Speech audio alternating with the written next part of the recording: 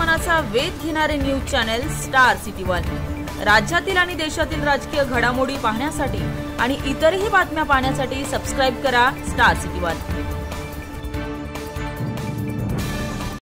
महाराष्ट्राच्या हितापुढे कुणाच्याही महत्वाकांक्षा तितक्या महत्वाच्या नाहीत, हे राजसाहेबांनी केलेलं विधान मला तंतोतंत पटतं।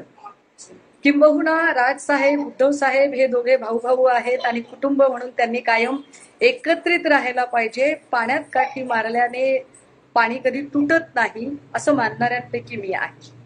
मात्र या दोघांचं राजकारण एकत्रित असलं पाहिजे का, यावर निश्चित चर्चा होऊ शकते।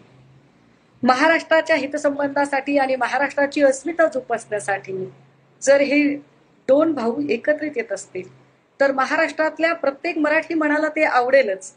मात्र ते एकत्रित येणं हे ज्या भाजपाने महाराष्ट्राच्या अस्मिता कायम पायदळी तुडवण्याचं राजकारण केलं, महाराष्ट्रातल्या महापुरुषांचा अपमान केला, महाराष्ट्रातले उद्योगधंदे गुजरातला पळवले, महाराष्ट्रातल्या प्रादेशिक पक्षांना नख लावण्याचा प्रयत्न केला, त्या भाजपाच्या विरोधात बिगुल वाजवून विचारांची स्पष्टता ठेवत स्वतंत्र अस्मितेचं राजकारण करण्यासाठी काय राजसाहेब सिद्ध होणार आहेत का, या प्रश्नाचं उत्तर मिळायला हवं।